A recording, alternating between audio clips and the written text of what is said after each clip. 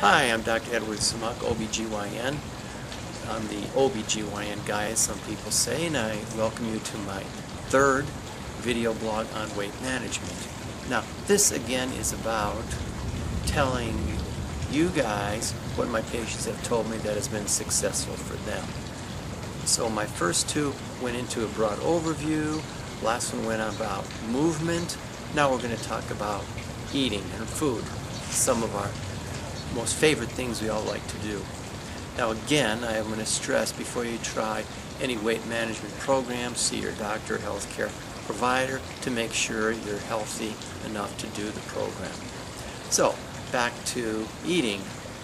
Eating is something that patients tell me is very difficult to cut down on. And I understand why. Eating is fun, it's good, it's tasteful, it soothes our parts of the brain that make us feel comfortable. So why do something that's going to have a negative impact on us as far as those things? Well, I recommend, based on what my patients tell me, to not eat less, but eat more healthy. And by that, we're going to look at the three components of food. There's carbohydrates, there's proteins, and fats. So we'll look in the first one, the carbohydrates. I think we need to move away from the white, simple sugars as much as we can. Those are white bread, white rice, white pasta, are the main ones. And substitute for whole wheat, sourdough, rye bread, brown rice, if you're going to eat those things. Hot dog buns, hamburger buns, you want to do whole wheat if you can. And there's a simple reason for this.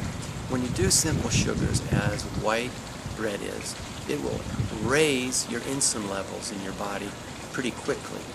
And that's not a bad thing. However, it will take the sugar that you've just eaten, the simple sugars, and drive it into the cells for storage. So it will basically prepare you for a long journey, for instance an endurance ride, endurance run, endurance bike ride, but for everyday life all it does is store it in fat. That is not what we want to do. So if we could go over to the dark food, dark pasta, wheat, rye, it will prevent your insulin levels from spiking, and you'll do a lot better. Second of all, proteins. Proteins are in chicken, fish, pork, beef. These proteins are important. We're not getting enough protein. We need to increase our protein in our diets. Chicken, lean beef, lean pork, and fish. Fish maybe twice a week because we have to be watchful of the mercury in the fish.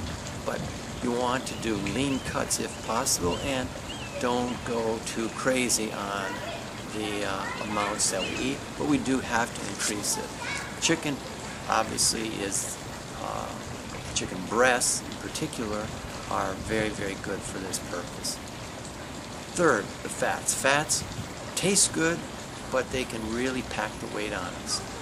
We want to cut down or eliminate butter, salad dressings other than non-fat, but you got to watch the sugars in those also. And the fats on meats, you want to trim those off if you can, and try not to eat those. If you can do simple things like this, change the type of bread you're eating, increase the protein in chicken and meats, and decrease the fats, along with what I said in my last blog, that is, start moving, you're going to have some bit of success.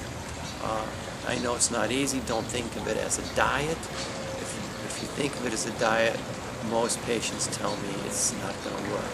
It's a lifestyle change, a lifestyle to eat healthy.